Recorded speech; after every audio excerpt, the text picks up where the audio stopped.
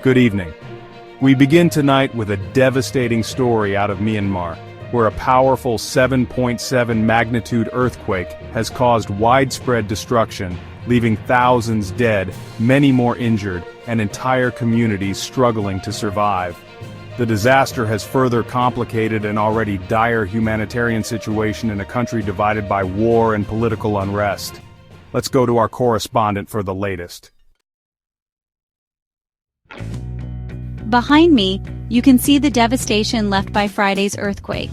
Entire villages have been reduced to rubble, and rescue workers are still searching for survivors. The official death toll has risen to nearly 3,000, but with many areas still inaccessible, officials fear the actual number could be much higher. Survivors here are in desperate need of food, water, and medical assistance, but aid is slow to arrive, and the situation is growing more critical by the hour. We now turn to an aid worker who has been working tirelessly on the ground. Joining me now is aid worker's name, who has been coordinating relief efforts here in Sagaing. Thank you for speaking with us. Thank you. It's heartbreaking to see the level of destruction and suffering here. People have lost everything, their homes, their families, and they are relying on what little aid we can provide. What are the biggest challenges you're facing right now? One of the biggest issues is access. Many of the hardest hit areas are under the control of resistance groups, and the military is restricting movement for international aid workers. That means many survivors are still waiting for help that may never come. We're also dealing with severe shortages. There's not enough medical supplies, food, or clean water. Without immediate international intervention, the situation will get much worse. Has there been any response from the international community? There has been some support. Australia has pledged $4.1 million and the UN has allocated $2 million. But the response has been nowhere near what's needed. The United States has been notably absent, largely because of cuts to USAID. In past disasters, we'd have seen hundreds of US rescue workers here, but this time, they're not coming.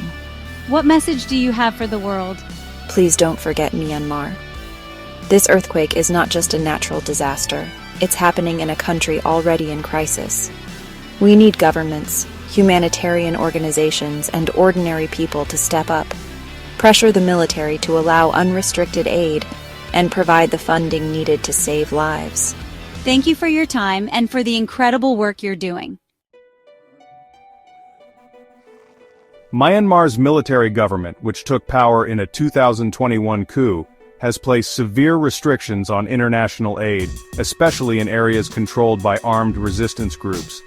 Many of these regions, including parts of Sagaing and Shan State, are among the worst hit. Let's bring in our foreign affairs correspondent for more on the international response. The global reaction has been mixed. While the United Nations has allocated $2 million in emergency funds, and Australia has pledged $4.1 million, the United States has been notably absent from direct disaster relief efforts. Due to major cuts to USAID under the Trump administration, the US has been unable to deploy its usual disaster assistance response teams, highly trained search and rescue personnel who typically arrive within days of a crisis.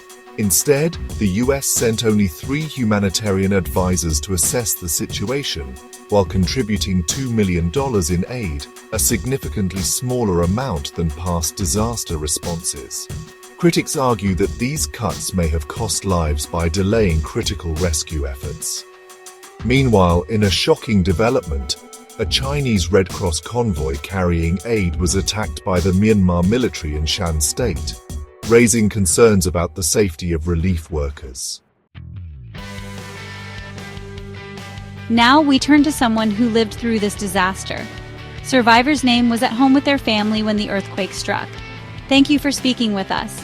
Survivor, thank you. I don't even know what to say. Everything happened so fast. The ground started shaking, and before I knew it, my house collapsed. My parents, they were inside. We tried to get them out, but it was too late. I'm so sorry for your loss. What do you need most right now? Survivor, we need help. People are injured, hungry, and have nowhere to go. We're trying to stay strong, but it's so hard.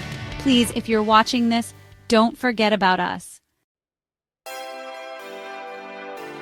We now turn to our panel of experts to discuss what needs to be done.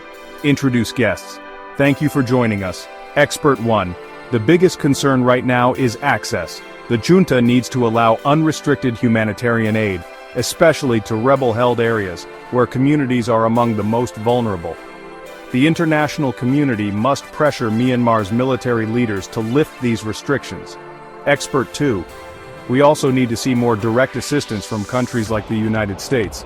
Right now, most funding is being funneled through large agencies, but independent humanitarian groups who are already on the ground need immediate support. This earthquake has deepened Myanmar's humanitarian crisis, and the need for global action is urgent. If you want to help, consider donating to trusted humanitarian organizations that are working on the ground. You can find more details. The people of Myanmar need urgent support. You can help by donating to trusted humanitarian organizations working on the ground.